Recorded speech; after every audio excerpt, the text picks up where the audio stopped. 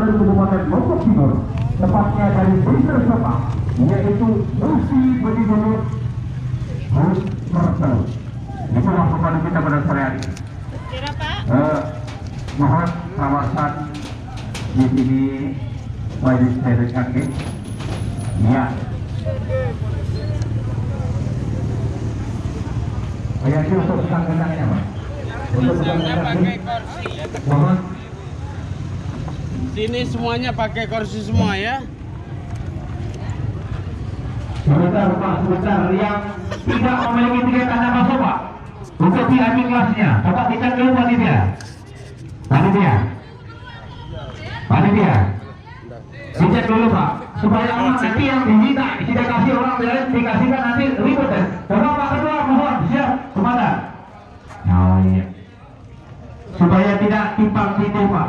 Yang itu dikasih, yang ini tidak, jadi ribut kita jadinya.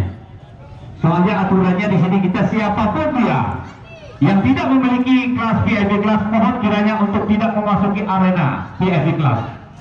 Karena pada sore hari ini kami tadi dapat bisikan dari ketua pelaksana, biaya yang dikeluarkan pada hari ini sekitar 30 jutaan Pak.